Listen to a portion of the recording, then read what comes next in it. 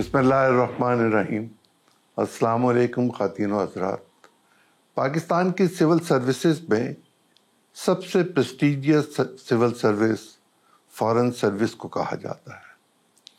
Foreign service میں کوئی شخصیت جو فارن سروس کی ہو، وہ کسی ملک میں ایمبیسڈر بن جائے یا سیکریٹری بن جائے تو بہت بڑی بات کہی جاتی ہے۔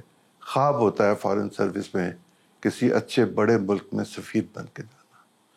چاہے جائے کہ دنیا کی 4 اہم ترین جگہوں پہ کوئی شخصیت رہی ہو، یونائٹڈ نیشن میں، یو ایس میں، چائنا میں، اور پھر جنیوا میں انٹرنیشنل یو این کے حوالے سے جو معاملات ہوں ان پر۔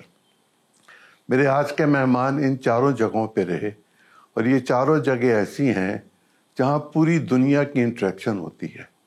میں آج جس بارے میں گفتگو کروں گا وہ کوئی ایک سبجیکٹ نہیں ہوگا، وہ بہت ساری چیزیں ہوں گی، جس میں پاک چین بھی ہوگی، پاک امریکہ بھی ہوگی، نیوکلیئر کے معاملات بھی ہوں گے، معاشی معاملات بھی ہوں گے، کسی حد تک انڈیا بھی ہوگا۔ میری آج کی شخصیت مہمان ہیں مسعود خان صاحب۔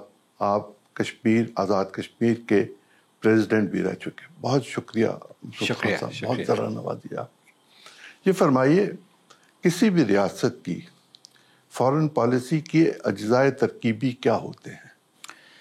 دیکھیے، اس کے لیے کوئی ایک فارمولہ نہیں ہے۔ مثلا امریکہ میں مختلف انداز میں فارن پالیسی بنتی ہے، پاکستان میں، بھارت میں، روس اور چین میں۔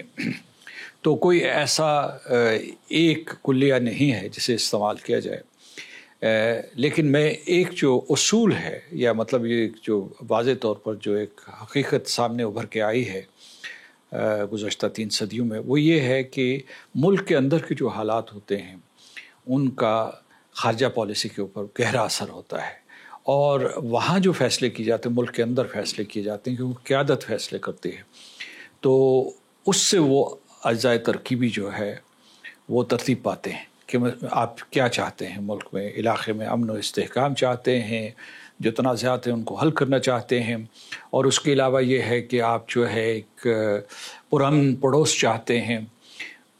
اس سے آگے بڑھ کے یہ ہوگا کہ آپ اپنے لوگوں کے لیے کس قسم کی سرمایہ کاری کرنا چاہتے ہیں، اور باہر سے کیسے سرمایہ کاری اور تجارت کے تعلقات قائم کرنا چاہتے ہیں۔ تو اس تناظر میں دیکھا جائے تو پاکستان کی بھی کوشش رہی ہے 1947 سے اب تک، اور اس کی خارجہ پالیسی کے خد و خال آپ کو معلوم ہوں گے، لیکن اگر کوئی آپ اگلا سوال کریں گے تو میں اس کی وضاحت کروں گا۔ چونکہ آپ اسپوکس پرسن رہے فارن آفس کے، اور طویل عرصہ رہے، بہت کامیاب اسپوکس پرسن رہے، میں جتنے بھی سوال کروں گا یقیناً آپ ان کا مختصر جواب دے کے مجھے سائڈ پہ کریں گے، میں نے باز نہیں آنا۔ یہ فرمائیے کہ میرے ملک کے حالات یہ کہتے ہیں کہ ہم نے بالکل ابتدا ہی میں دنیا سے پیسے بھی مانگے تھے اور حفاظت بھی مانگی تھی، کیا یہ درست ہے؟ ایک اعتبار سے درست ہے۔ ہماری مجبوری تھی، اصل میں مجبوری یہ تھی کہ پاکستان جو ہے نوزائندہ تھا، اور اس کے بعد جس ملک سے ہم علیحدہ ہوئے تھے 2 ریاستیں بنی، لیکن انہوں نے ہمیں اپنی برابر کی ریاست نہیں مانا۔ پھر جو وہاں سے جو ہمارے لیے جو فائنینسز تھے وہ پاکستان میں منتقل نہیں ہوئے، اسلحہ منتقل نہیں ہوا، اور اس قسم کا ایک امتیازی سلوک کیا گیا۔ اس سے آگے بڑھ کر نہ اس وقت کی جو کانگریس تھی، نہ جو دوسری جماعتیں تھیں، ان کا یہ کہیں کوئی مخلصانہ انداز میں انہوں نے پاکستان کو تسلیم نہیں کیا، بامر مجبوری کیا۔ تو پاکستان ایک کمزور ریاست تھی، اور اگر اس وقت ہم اتحاد نہ کرتے امریکہ کے ساتھ تو ممکن ہے کہ پاکستان محلول ہو جاتا، اور اس کے بعد جو پاکستان کا ہم نے خواب دیکھا تھا وہ ادھورا رہ جاتا یا ناکام ہو جاتا۔ یہ فرمائیے کہ اس کے نتیجے میں ہم امریکہ کے کیمپ کے ساتھ منسلک کر دیے گئے یا ہو گئے؟ کیا فرق ہے ان دونوں چیزوں میں، کر دیے گئے یا ہو گئے؟ ہم نے دانستہ طور پر بھی یہ فیصلہ کیا تھا، اور امریکہ بھی یہ چاہتا تھا اس وقت، کیونکہ ان کی جو کمیونسٹ بلاک سے، سوویت یونین سے اس وقت لڑائی تھی اور مقابلہ تھا۔ تو یہ جو جسے سرد جنگ کہتے ہیں، کولڈ وار کہتے ہیں، اس کے دور میں جو ہے یہ دونوں حریف زیادہ سے زیادہ ریاستوں کو اپنے ساتھ ملانا چاہتے تھے اور ملاتے رہے. پاکستان جو ہے امریکہ کی طرف چلا گیا، اس کا جھکاؤ تھا. چین بھی ایک کمیونسٹ ریاست تھی. 50 کی دہائی میں تو ہم چین سے دور دور رہے، پھر ہمارے قائدین نے کوشش کی، اور 60 کی دہائی میں جو ہے چین کے ساتھ تو ہم نے اچھے تعلقات بنا لیے. تو اس کا مطلب یہ ہے کہ ہم جہت تعلقات کی سمت بڑھے. کیا ہم نے روس جانے سے انکار کیا تھا، یا روس نے کوئی تاریخ ایسی دی تھی کہ جس پر ہم جا نہیں سکتے تھے؟ اس کے اوپر کوئی حتمی نتائج آج تک اخذ نہیں کیے جا سکتے. اس میں جو اکیڈیمکس ہیں اس میں بحث و تمہیز جاری رہتی ہے. ایک طرف کے بیانات دکھائے جاتے ہیں، دوسری طرف کے بیانات دکھائے جاتے ہیں، لیکن ایک چیز واضح ہے کہ لیاقت علی خان صاحب نے فیصلہ کیا کہ امریکہ کے ساتھ تعلقات بڑھائے جائیں گے. انہوں نے وہ فصیل اول رکھی، اور پھر جو ہے یہ تعلقات کم از کم 15-20 سال تک تو بہت آرام سے پھلتے پھولتے رہے. اگر ہم سیٹوں سینٹوں میں نہ جاتے تو کیا ہوتا؟ ہم محفوظ نہ ہو سکتے اس وقت. ہم آج محفوظ ہیں کیا؟ وہ الگ دور تھا، یہ الگ دور ہے. آپ چین میں رہے، جی جی، طویل عرصہ رہے، آپ کو وہاں وقت کیسا گزرا؟ میں 8 سال چین میں رہا ہوں. میں نے چینی زبان پڑھی، اور اس کے بعد جو ہے میں ایک انٹرپریٹر بھی تھا. اس وقت میں 3rd سیکرٹری ہوتا تھا، تو اپنے سفیر کے لیے، آئے ہوئے وزراء کے لیے میں ترجمانی بھی کرتا تھا. تو ترجمانی نہیں بلکہ اس کو انٹرپریٹیشن، شاید یہ اس کا صحیح ترجمہ ہے. تو ایک یہ بھی لفظی ترجمہ کر دیتے. جی جی. تو دوسرا یہ ہے کہ میرا تجربہ بہت ہی خوشگوار رہا. یہ ایک میں نے اس وقت دیکھا جب یہ قوم جو ہے ایک بہت ہی مشکل دور سے باہر نکل رہی تھی، اور اس دور میں اگر تنگ شاپنگ نہ آتے منظر عام پہ، اور ریاست کی اور سیاست کی باغ ڈور نہ سنبھالتے، تو آج چین وہ نہ ہوتا جو ہے. یہ فرمائیے کہ اگر معاشی حالات کسی ملک کے اچھے نہ ہوں تو اس کی فارن پالیسی پر کتنا اثر پڑتا ہے؟ بڑا گہرا اثر پڑتا ہے. ہم پر کیا پڑا ہوگا؟ ہم بھی مشکل دور سے گزرے ہیں اور گزر رہے ہیں، لیکن حال ہی میں کچھ کامیابیاں ہوئی ہیں. اور یہ جو ہے ایس سی او کی کانفرنس کا انعقاد ہے، یہ سربراہی کانفرنس ہے. آپ اسے پاکستان کی بہتری کے لیے نقطۂ آغاز سمجھے. پاکستان بڑی دفعہ ہم نے نقطۂ آغاز دیکھا. دیکھیے، قوموں کی زندگی میں عروج و زوال آتا رہتا ہے، اس میں جو ہے مایوس نہیں ہونا چاہیے. لیکن میرا پختہ یقین ہے کہ پاکستان ایک عظیم قوم ہے. 24 کروڑ لوگ جو ہیں اس ریاست کو سنبھالیں گے. پڑھے لکھے لوگوں کی تعداد بڑھ رہی ہے، انسانی سرمایہ بڑھ رہا ہے، اور اس کے بعد خطے میں اہم ترین لوکیشن ہے جسے میں مغربی ایشیا میں کہتا ہوں، خاص طور سے مغربی ایشیا، وسطی ایشیا میں اور شمالی افریقہ میں. یہ بہت اہم ملک ہے، اور اس وقت جو ہے موجودہ حالات سے بددل نہیں ہونا چاہیے. آگے بددل نہیں ہوں، میں اپنی لوکیشن کی وجہ سے پریشان ہوں اور افسردہ ہوں، نا امید ہوں کہ میرے ہمسایوں کے ساتھ میرے تعلقات خراب ہیں. ماں سوائے چین کے بہت خوشگوار تعلقات باقی 3 ریاستوں کے ساتھ نہیں ہیں. ایک ریاست سے تو ہمارا عناد جو ہے پرانا ہے، 1947 اور اس سے پہلے اس کی تاریخ چلی جاتی ہے. اس میں ہمارا قصور نہیں ہے. اس کی بنیاد میں آپ بھی شامل ہیں، آپ کا خاندان بھی شامل ہے. جی جی، آپ کے بڑوں نے قربانی دی، کوشش کی، کچھ معاملات کو لے کر آگے چلے، صدارت بھی کی، تب بھی کی، اب بھی کر رہے تھے آپ. اس حوالے سے میں سننا چاہوں گا آپ کی یادداشتوں کو. میں صدر آزاد کشمیر کا، اور میں سمجھتا ہوں کہ جب میں اقوام متحدہ میں تھا، وہ جنیوا ہو یا نیو یارک ہو، تو ہماری یہ خواہش تھی، اور وہاں جب ہم بچپن میں پلے بڑھے تو ہم کشمیر کی آزادی کا خواب دیکھتے تھے. آپ کی سردار ابراہیم صاحب سے کوئی رشتہ داری؟ جی جی، وہ میرے دادا مرحوم کے چھوٹے بھائی تھے. دادا ہی ہوئے؟ دادا ہوئے، میرے ابا کے سگے چچا تھے، یعنی یہ رشتہ داری ہے. تو میں یہ کہنا چاہتا ہوں کہ ہم چاہتے تھے کہ یہ علاقہ آزاد ہو. آزاد سے میرا مراد یہ ہے کہ اس کا الحاق پاکستان کے ساتھ ہو. وہ تو 46 میں اعلان نہیں کر دیا گیا تھا کشمیر کی اسمبلی نے؟ کشمیر کی اسمبلی میں نہیں، جو سردار ابراہیم صاحب ہیں ان کی رہائش گاہ کے اوپر. نہیں، جو 46 میں اسمبلی تھی کشمیر کی، پورے کشمیر کی، اس نے بھی تو ریزولوشن پاس کیا تھا کہ ہم پاکستان کے ساتھ جائیں گے. جی، وہ میں اسی کی طرف آپ کو توجہ دلانا چاہتا ہوں کہ وہ اسمبلی کا فیصلہ نہیں تھا، لیکن جب بگڑتی ہوئی صورتحال دیکھی اور انہوں نے دیکھا کہ سردار ابراہیم صاحب نے دیکھا کہ وہاں جو شیخ عبداللہ تھے بہت ہی مقبول رہنما تھے، تو ان کا جھکاؤ جو ہے ہندوستان کی طرف تھا. ہندوستان جو ہے تیاریاں کر رہا تھا کہ کسی طریقے سے مقبوضہ کشمیر کو اپنے ساتھ ملحق کر لے، اور اس میں کامیاب بھی ہوئے. فوجی کارروائی کی انہوں نے. اس کے علاوہ جو ہے بہت سے جو ان کے رہنما تھے، پنڈت جواہر لال نہرو، پٹیل، اور اس کے بعد گاندھی جی، یہ سارے کے سارے وہاں گئے ان کو منوانے کے لیے کہ بھئی پاکستان کی طرف مت مڑنا، مت جھکنا، کسی بھی طریقے سے جو ہے پاکستان کا حصہ نہ بننا. تو یہ تیاریاں ہو رہی تھی. تو اس وقت سردار ابراہیم صاحب جو ہے انہوں نے اپنی رہائش گاہ کے اوپر تمام لوگوں کی ایک کانفرنس بلائی. اس کانفرنس میں متفقہ طور پر ایک قرارداد پاس کی جس میں کہا کہ یہ پوری ریاست کے لوگوں کی خواہش ہے. اس میں صرف مسلمان نہیں بلکہ ہندو اور سکھ بھی شامل تھے. تو وہ چاہتے ہیں کہ پاکستان کے ساتھ ملحق ہوں اور الحاق ہو پاکستان کے ساتھ جموں و کشمیر کا. اور دوسرے ان کا یہ بھی تھا کہ یہ ایک فطری فیصلہ ہوگا کہ دریا ادھر بہتے ہیں، لوگوں کا ادھر آنا جانا ہے. کثیر تعداد جو تھی، مطلب جو غالب اکثریت تھی وہ مسلمانوں کی تھی. تو ریاست کو ہم چاہتے تھے کہ مہاراجہ سے نجات ملے اور وہ بھی جو ہے پاکستان کا حصہ بنے.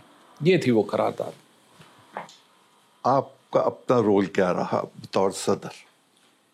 ہم مقدمہ کشمیر لے کر مختلف جگہوں پہ پہنچے. یورپین یونین میں، برطانوی پارلیمنٹ میں، امریکہ میں جو ہے، اور تھنک ٹینکس جو بھی گلوبل سٹیزنز ہیں، یا جو اسے ہم نے ایک سول رائٹس موومنٹ بنانے کی کوشش کی.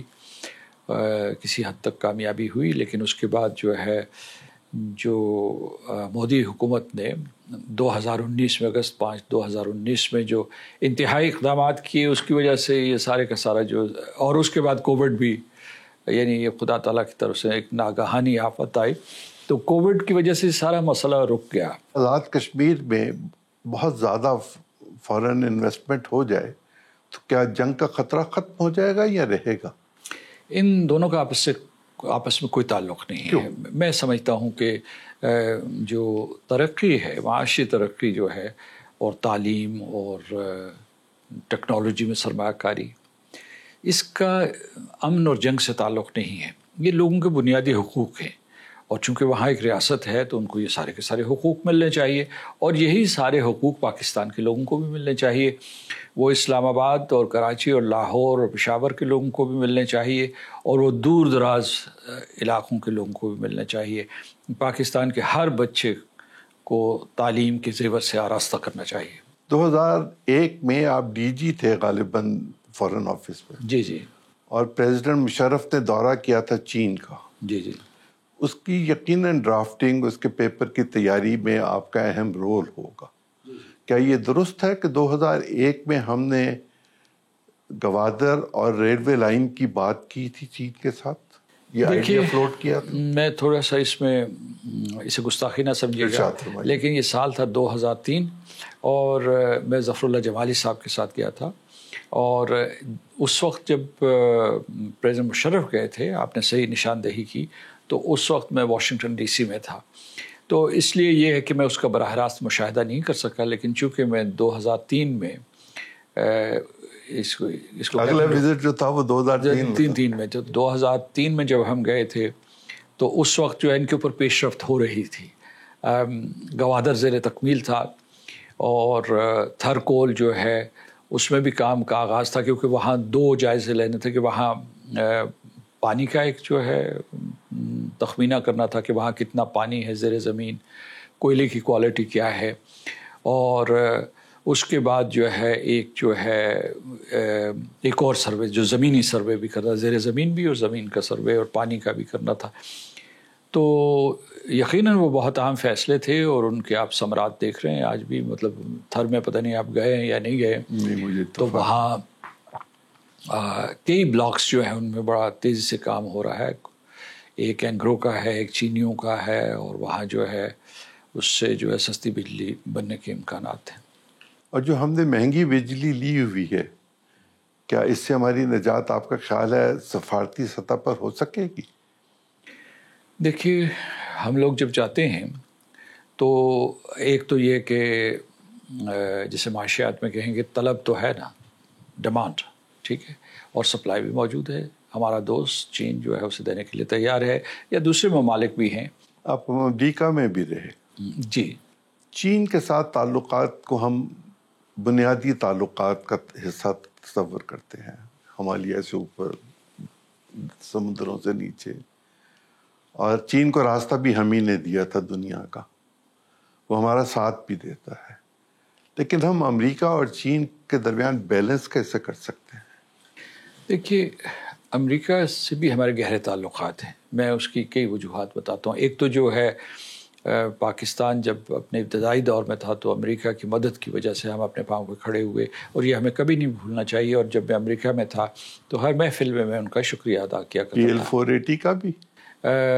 جی، اس سے بھی اس وقت انہوں نے بیج بھی دیے ہمیں. گرین ریولوشن جو پاکستان میں آیا تھا اس میں امریکہ کے بارے میں یہاں بہت اچھے تاثرات پائے جاتے تھے عوامی سطح پہ اور حکومتی سطح پہ. تو اور پھر امریکہ سے ہم نے ٹیکنالوجی سیکھی، سائنس اور ٹیکنالوجی، نیچرل سائنسز میں ہمارے گریجویٹس گئے. اتنی صلاحیت ہماری بڑھی کہ ہم نے جوہری صلاحیت، ایک نیوکلیئر بام جو ہے وہ حاصل کر لیا. آپ کا سوال جو ہے یہ تھا کہ کیا ہم ان میں توازن قائم کر سکیں گے. تو اس میں یہ ہے کہ اس میں جو سب سے بڑا مسئلہ ہمیں آ رہا ہے، ہم کوشش کر رہے ہیں. پاکستان جو ہے یہ کہتا بھی ہے، کرنے کی کوشش بھی کرتا ہے، چین کو بھی اس کے اوپر کوئی اعتراض نہیں ہے کہ ہم امریکہ اور چین کے درمیان تعلقات متوازن رکھیں. بلکہ جب میں وہاں چین میں سفیر ہوتا تھا تو وہ عام طور پہ جب ہمارے کبھی کبھار اختلاف حد سے آگے بڑھ جائے تو مشورہ دیا کرتے تھے کہ اس سے جو ہے نہیں، یوں سے مراد یہ کہ اسے سنبھالنے کی کوشش کریں. اس کا مطلب ہے اس کو مزید بگڑنے نہ دیں اس صورتحال کو. انڈیا جب حلیف ہے اور ہم دوسری طرف کے ایک خاص طرح کے حلیف ہیں، ایسے میں امریکہ اور بھارت کا وزن زیادہ نہیں ہے؟ یعنی آپ ہمیں چین کے ساتھ ملا رہے ہیں اور ان کا ایسا کوئی ترازو نہیں نکلا جس میں اور میں یہ بھی کہتا ہوں کہ ہم طے کر سکیں کہ وہ بھاری ہیں اور ہم جو ہے وہ کمزور ہیں.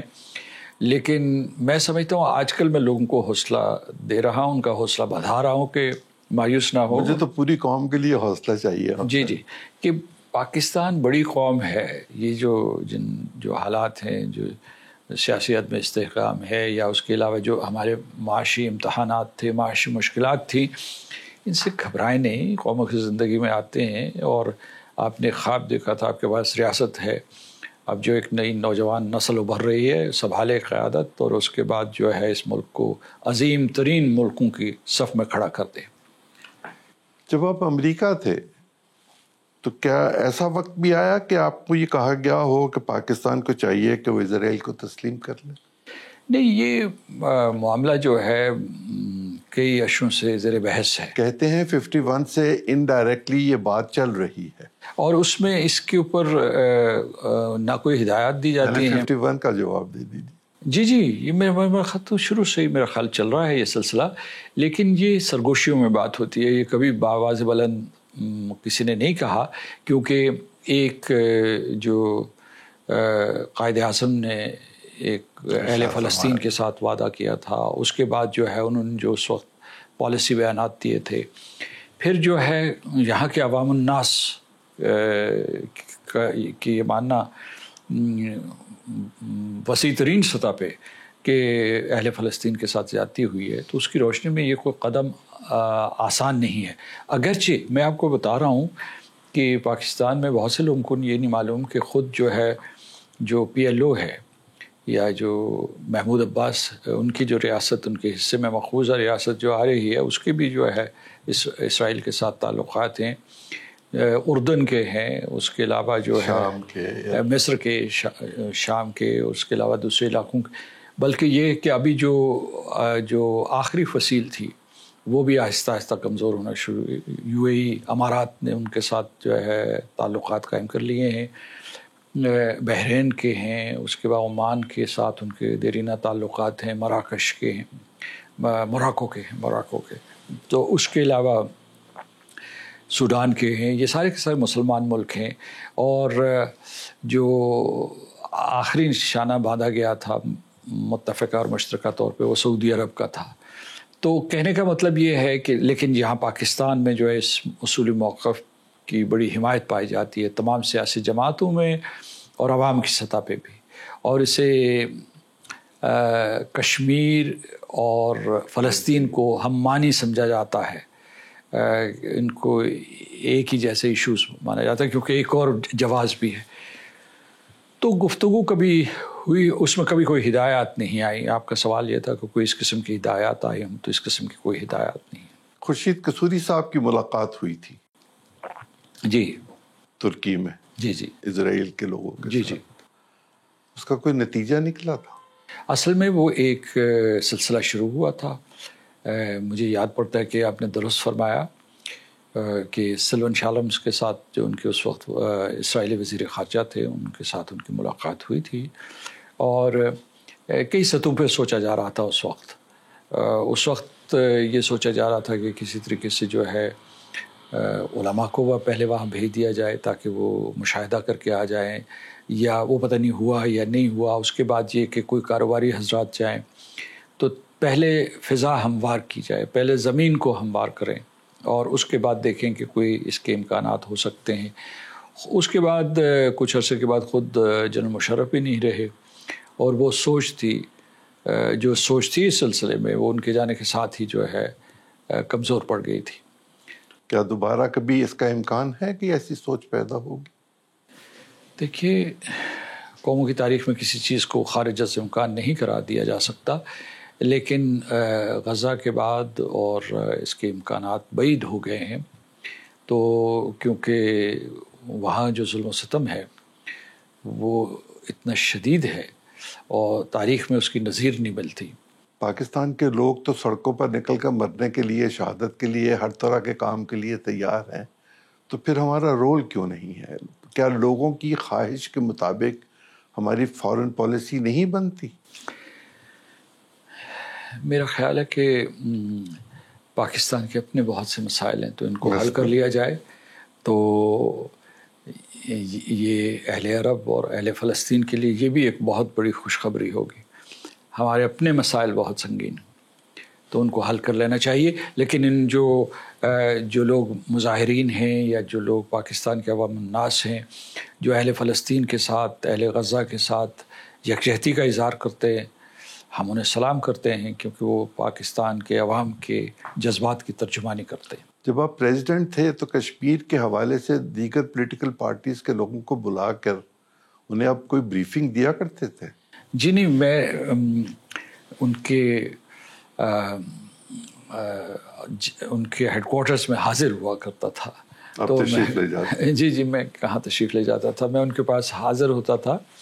اور اس میں ظاہر ہے کہ آزاد کشمیر کی بھی ساری سیاسی جماعتیں جو ہے وہاں نون تھی، اس کے بعد جو ہے پیپلز پارٹی تھی، پی ٹی آئی تھی، جماعت اسلامی تھی، جمعیت العلماء اسلام تھی. لیکن پاکستان بھر میں بھی میں گلگت بلتستان سے کراچی تک جو ہے ہر جگہ پہ گیا ہوں، اور جماعت اسلامی کے ہیڈ کوارٹرز میں گیا تھا، جماعت اہل حدیث کے ہیڈ کوارٹرز میں گیا تھا، مولانا تقی عثمانی صاحب کے پاس حاضر ہوا تھا. اس کے بعد میں نے یہاں جو ہے تمام بڑی سیاسی جماعتوں سے، جو نون کی قیادت تھی، مرکزی قیادت تھی، اور اس کے جو کیبنٹ ممبرز تھے، یا اس سے جو پیپلز پارٹی کے جو سرکردہ لوگ تھے، ایم کیو ایم کے لوگ جو ہے ان کے پاس بھی میں حاضر ہوا تھا کراچی میں. اور پھر آگے جو پی ٹی آئی کی جو اس وقت جماعت تھی اور اس کے سرکردہ لوگ جو تھے، ہم ان سب سے رابطہ قائم کرتے تھے. جب آپ پریزیڈنٹ کے طور پر یہ کام کرتے تھے کہ لوگوں کو یہ باور کراتے تھے کہ دیکھیں یہ پرابلم ہے، یہ حل ہے، یہ ہو سکتا ہے، اس طرح ہو سکتا ہے. کشمیر بھی ایک مسئلہ ہے پاکستان کے لیے، اور فلسطین بھی پاکستان کے لوگوں کے دلوں میں بستا ہے. اور پاکستان کی فارن پالیسی کے کرتا دھرتا جو بھی لوگ ہیں یا حکومت، اس کی پالیسی لوگوں کے دلوں کی دھڑکن کے ساتھ نہیں چلتی، اس سے مختلف چلتی ہے. ممکن ہے قومی مفادات کا تقاضا یہی ہو، لیکن کیا آپ یہ تجویز کرنا پسند کریں گے کہ پاکستان کی قیادت، پاکستان کی پولیٹیکل پارٹیز کو اس بارے میں اعتماد میں لے لے کہ اصل ہمارے مسائل کیا ہیں؟ کشمیر اور فلسطین کو مساوی نہ سمجھے، اور میں بتاتا ہوں کیوں۔ کشمیر جو ہے اس کا پاکستان کی اپنی زندگی کے ساتھ بہت گہرا تعلق ہے۔ معذرت کے ساتھ ایسی لقمہ دینے لگا، دیکھیں جب عراق کا معاملہ تھا تو ہم نے تو صدام کی تصویریں بھی بے شمار اٹھا کے سڑکوں پر پھیرے تھے، تو ہم تو ہر معاملے کو اپنا بنا میں ابھی فلسطین کے اوپر بھی بات کروں گا، لیکن آپ نے کہا ہے تو میں یہ کہتا ہوں کہ کشمیر جو ہے وہ پاکستان کے لیے ہمیشہ اب تک جو ہے، جسے انگریزی میں کہتے ہیں ایگزسٹینشل پرابلم رہا ہے۔ جنگیں لڑی، اس کے بعد بہت بھاری قیمت ادا کی ہم نے بار بار۔ آج بھی جو ہے ہندوستان کو اگر کشمیر کو بھول جائیں تو وہ کہتا ہے کہ ہم پاکستان کے ساتھ تعلقات معمول پر لانے کے لیے تیار ہے، مگر آج کل تو وہ ان میں بہت رعونت آئی ہوئی ہے۔ لیکن ان کے جو سمجھدار لوگ ہیں وہ یہی کہیں گے کہ اگر ہم جو ہے یہ جو لائن آف کنٹرول ہے اس کو جو ہے ایک سیز فائر میں تبدیل کر لیں، سیز فائر لائن میں تبدیل کر دیں، تو وہ جو ہے وہ پاکستان کے لیے اپنے نظریے کو تبدیل کر سکتے ہیں۔ تو میں یہ کہتا ہوں کہ اس کے مقابلے میں جو فلسطین کے سلسلے میں، یعنی وہاں جو ہے اس کے لیے، فلسطین کے لیے ہم نے جنگیں نہیں لڑی، فلسطین کے لیے وہاں ہم نے خون نہیں دیا۔ یہاں پاکستان کے لوگوں نے، آزاد کشمیر کے لوگوں نے خون دیا ہوا ہے آزادی کشمیر کے لیے۔ وہاں یہ ہے کہ وہ اس صدی کا اور پچھلی صدی کا ملا کے ایک سنگین ترین مسئلہ ہے، عالمی ضمیر کے اوپر بہت بڑا بوجھ ہے وہاں جو قتل و غارت کری ہوئی ہے۔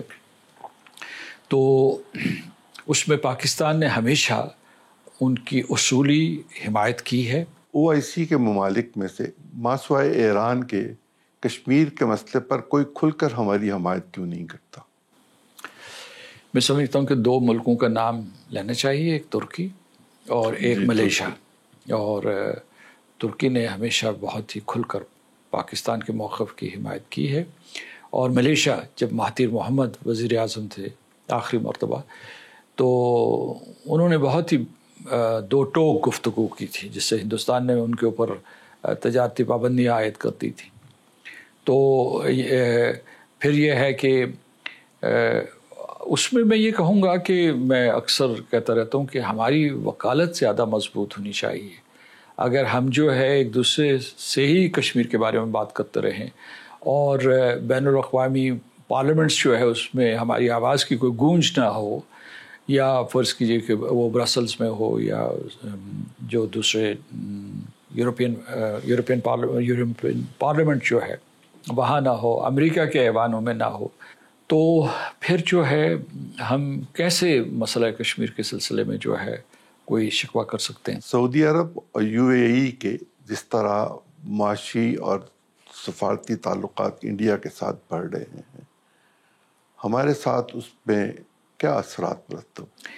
ان کے ہمارے ساتھ بھی اچھے تعلقات ہیں، اور میں آپ کو بتا رہا ہوں کہ ان تعلقات کی کوئی حد یا انتہا نہیں ہے۔ اگر ہم جو ہے ایسا ماحول پیدا کریں، کیونکہ سعودی عرب کے میں آپ کو بتا رہا ہوں کہ سعودی عرب جو ہے اس میں ایک بہت بڑی تبدیلی آ رہی ہے، جو کراؤن پرنس ہے محمد بن سلمان صاحب کی وجہ سے، وہ یہ ہے کہ وہ سعودی عرب کو جو ہے جدید خطوط کے اوپر استوار کر رہے ہیں، اس کی معیشت کو، وہاں ٹیکنالوجی لا رہے ہیں، وہاں جو کلائمیٹ چینج کے لیے جو وہ تیاری کر رہے ہیں، وہاں جو ہے وہ ایک زراعت کا انقلاب لانا چاہتے ہیں، تو وہ ایک بہت ہی خوشحال ملک بنے گا۔ میرا ضمنی سوال جو سب سے امپورٹنٹ ہے، میرے 2 صوبے بہت ڈسٹرب ہیں افغانستان کی وجہ سے، بظاہر جو ہمیں اسٹیٹمنٹ ہم کہیں سے آتی ہے، اور گرم پانیوں تک جانے کے لیے ایک زمانے میں ہم روس کو روک رہے تھے، اب ہم راستہ بنا کے دے رہے ہیں، ایک بندرگاہ ہم نے ڈیولپ کر دی ہے، ایئرپورٹ بنا دیا ہے، پوری دنیا کو دعوت دے رہے ہیں۔ ہم کیسے اس ساری صورتحال سے نبردآزماں ہوں گے؟ پرٹیکولرلی افغانستان کے جو اندرونی معاملات ہیں ان میں بھی ہم رہے بہت عرصہ انوالو، بہت بری طرح رہے، اچھی طرح بھی رہے، دنیا بھر میں ہم ان کا مقدمہ لڑتے رہے، لیکن جو ہمارے لیے مشکل پیدا ہو گئی ہے، ہم کیا کریں؟ افغانستان اور پاکستان 2 ملک ہیں، لیکن میں سمجھتا ہوں کہ یہ ایک ہی قوم ہے، اور بہت سے افغانی جو ہے نسل در نسل پاکستان میں آ کے آباد ہوئے ہیں۔ ہم کشمیر میں بھی، ہم بھی افغانستان سے نقل مکانی کر کے آئے تھے۔ تو اس لیے یہ ہے کہ جو یہ جو اس وقت تعلقات کشیدہ ہیں، اس کی واحد ایک وجہ ہے کہ وہاں جو دہشت گرد تنظیمیں ہیں وہ پاکستان کے اوپر حملہ کر رہے ہیں اور یہاں سویلینس مارے جاتے ہیں، ہمارے فوجی اپنی جانیں قربان کر رہے ہیں دفاع پاکستان کے لیے۔ تو ہماری طالبان کی قیادت، جو افغان طالبان کی قیادت ہے، اس سے یہ اپیل ہے، کوشش ہے کہ وہ اس سلسلے کو ختم کروائیں اور ان لوگوں کی پشت پناہی ختم کریں، یا وہ اگر ان کارروائیوں سے صرف نظر کر رہے ہیں تو اس کو بھی ختم کریں۔ بہت شکریہ، اتنی فصاحت اور بلاغت کے ساتھ فورن پالیسی اور اس طرح سے دیگر معاملات پر جو آپ نے روشنی ڈالی، میں آپ کو مشکور ہوں۔ خواتین و حضرات، آج کے لیے اتنا ہی۔ اگلے پروگرام میں اگلی شخصیت کے ساتھ، نئی شخصیت کے ساتھ حاضر ہوں گا۔ اجازت دیجیے، اللہ حافظ۔